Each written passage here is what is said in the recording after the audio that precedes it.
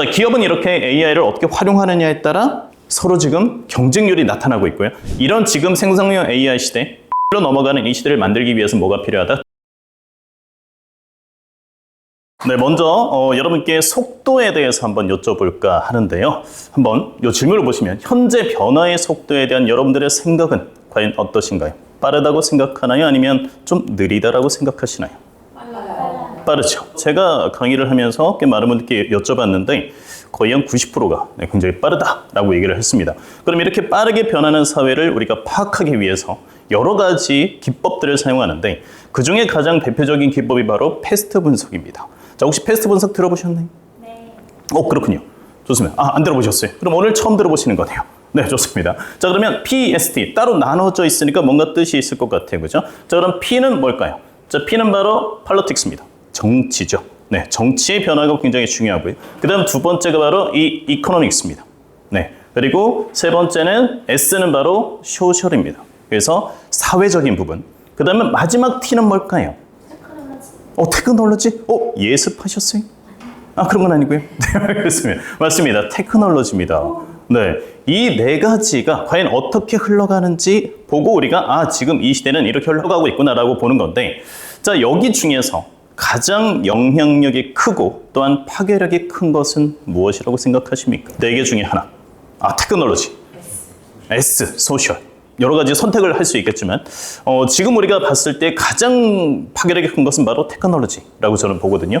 왜냐면 우리 문명을 변화시킨 거 산업혁명 있잖아요. 1차 산업혁명 시대에는 뭐가 발명돼서 그렇죠? 증기기관. 그렇죠. 그리고 2차 산업혁명은 전기죠. 그 다음에 3차가 바로 컴퓨터와 인터넷.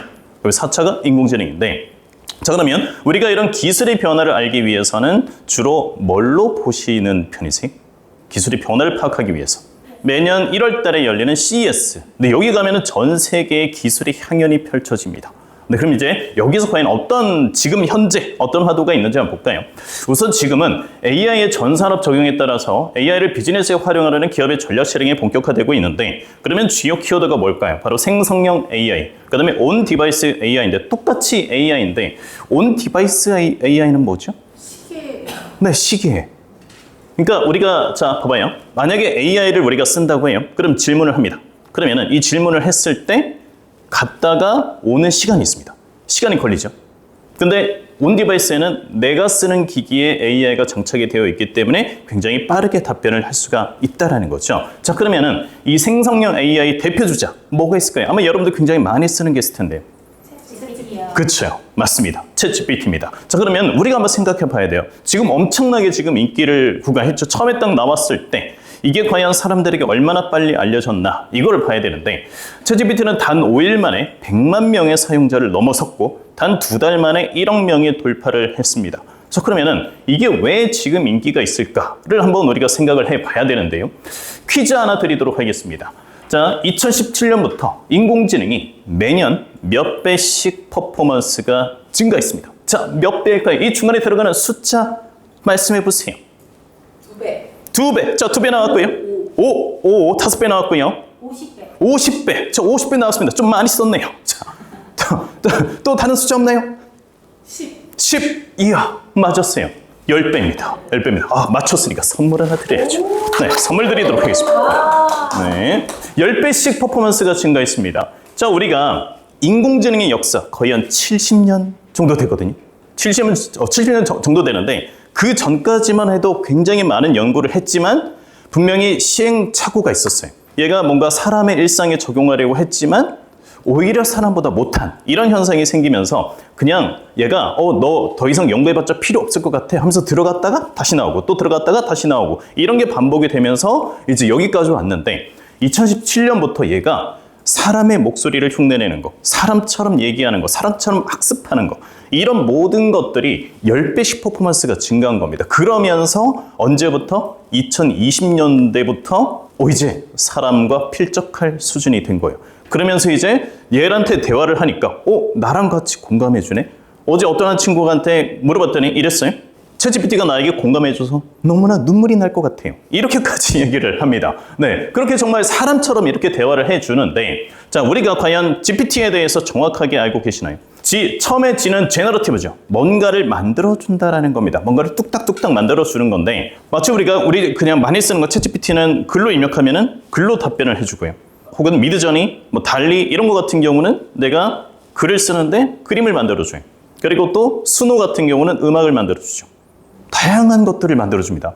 그리고 소라 같은 경우는 동영상까지 만들어줍니다. 그래서 여러 가지 인간이 요구하는 것들을 글로 요구하면 만들어준다라고 해서 제너러티브, 생성이라고 하고요. 그 다음에 프리트레인드, 사전에 얼마나 많은 학습을 했느냐입니다. 자, 우리가 학습의 집합에서는 굉장히 다양하죠. 뭔가를 상담사처럼 얘기하는 것도 하나의 학습이고, 또한 의사가 환자에게 얘기해 주는 것도 하나의 학습이고, 혹은 뭔가 변호사가 공문을 쓰는 이런 것들도 다 학습이잖아요. 이런 학습의 덩어리들이 굉장히 많이 만들어져 있다는 거죠. 그리고 GPT에서 가장 핵심은 바로 뭐다? 트랜스포머입니다.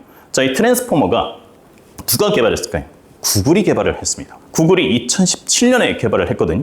개발을 했는데 이거를 오픈소스, 누구나 필요하면 써 라고 풀었습니다. 딱 이렇게 푸니까 이거를 오픈 AI가 갖고 와서 이거를 가지고 활용을 해서 챗GPT를 만든 건데, 자, 이 트랜스포머는 뭐냐?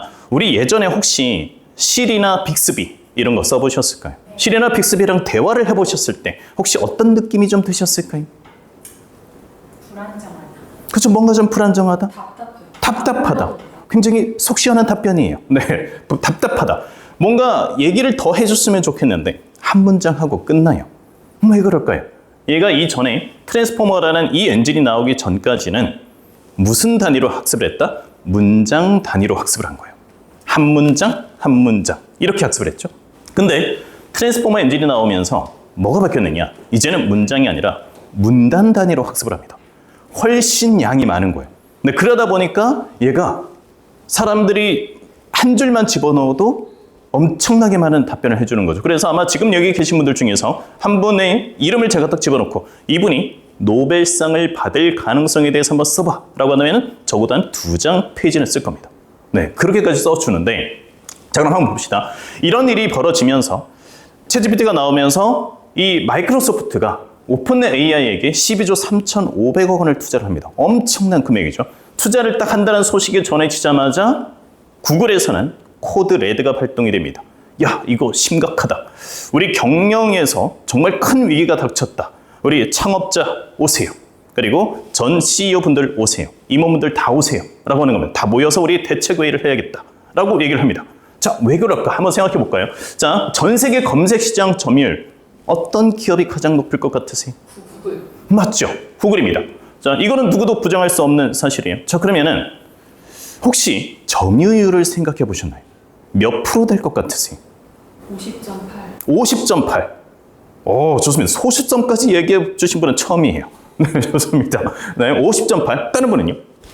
99.9. 99.9. 오, 너무 독식인데요? 네, 너무 독식인데요.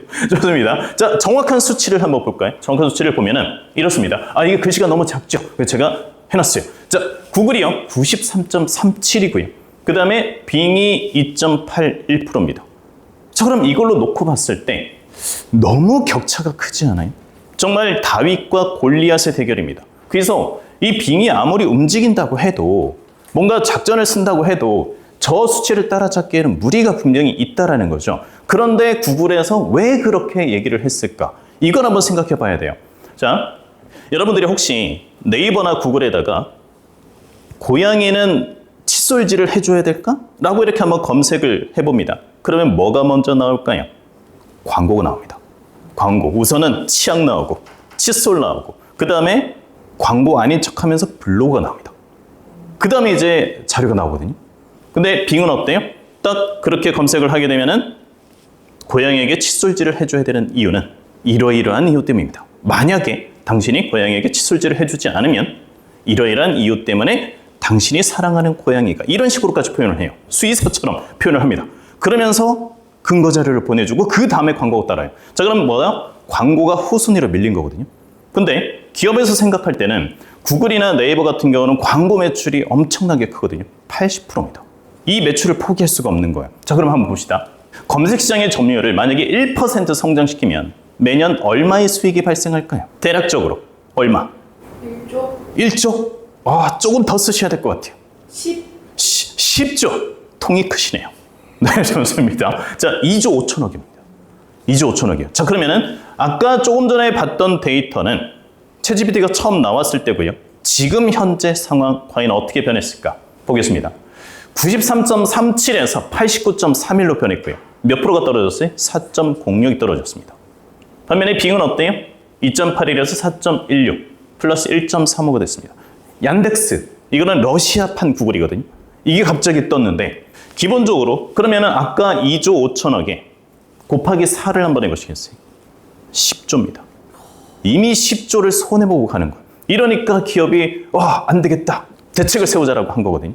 자, 기업은 이렇게 AI를 어떻게 활용하느냐에 따라 서로 지금 경쟁률이 나타나고 있고요. 또한 이거는 개인에게도 마찬가지입니다.